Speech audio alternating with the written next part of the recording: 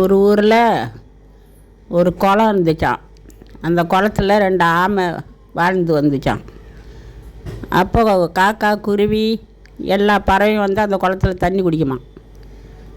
ஒரு நாள் இருக்க தண்ணி வற்றி போயிடுச்சு.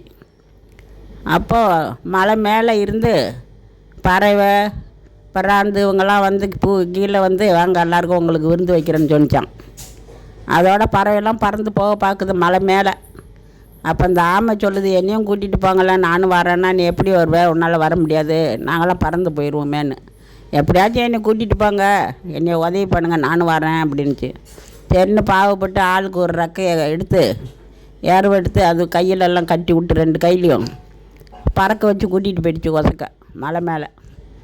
கூட்டிகிட்டு போன பிற்பாடு அங்கே எல்லாம் அந்த காட்டில் இருக்கிற பழங்கள்லாம் எல்லாம் கொண்டாந்து வச்சிருக்கு. எல்லாம் பழங்கள்லாம் வச்சுட்டு, வாங்க உங்களுக்கு தான் விருந்து வச்சுக்கிறேன் வாங்க அப்படின்னு சொல்லலாம் காட்டில் ஒரு மலை மேலே இருந்துக்கிட்டு.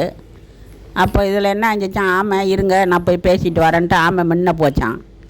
போய் அவங்கெல்லாம் சொல்லிட்டாங்க, நீங்கள் தான் தலைவர் எங்களுக்கு, நீங்கள் போய் முன்ன சாப்பிடுங்க, அப்புறம் நான் வந்து சாப்பிட்றேன்னு சொன்னிச்சான் ஆமை. அவங்கக்கிட்ட போய் நீங்கள் போய் சாப்பிடுங்கன்ட்டு ஆமையை சொன்னிச்சான். ஆமை போய் சாப்பிட்டுட்டு எல்லாத்தையும் கடிச்சு எச்ச பண்ணி போட்டு வந்துருச்சான். வந்து இவங்களெல்லாம் போய் நீங்கள் சாப்பிடுங்க நான் சாப்பிட்டேன் அப்படின்னு சொல்லவும், அங்கே போய் பார்த்தா எல்லாத்தையும் கடிச்சு எச்சு பண்ணி போகவும் கோவம் வந்துருச்சான் பறவைகளுக்கெல்லாம். எல்லாம் என்கிட்ட இறக்கக்கூடுன்னு எல்லாத்தையும் பிடுங்கிட்டு பறந்துட்டு போயிடுச்சான் கீழே. அப்போ ஆமைக்கு ஒன்றுமே இறங்க முடியாதான். இறங்க முடியாமல் இருக்கும். கொக்கண்ணே என் பொண்டாட்டிகிட்ட போய் சொல்லு, இந்த மாதிரி என் மலைக்கும் கீழே நான் இறங்கக்குள்ளே விழுந்துருவேன், இருக்கிற மற்ற தலைவாணி எல்லாம் கொண்டாந்து விரித்து போட்டு சொல்லுன்னு சொன்னிச்சான். அது போய் என்ன ஆச்சான், பொண்டாட்டிகிட்ட கொக்கு போய் உன் புருஷன் வந்து இந்த மாதிரி மலையிலேருந்து இறங்கி வரதான் உருண்டு விழுந்துருமா, கிம்மி அது கிழவி எல்லாம் கல்லுக்கெல்லாம் போட்டு வைப்பியான்னு சொல்லிட்டாங்க.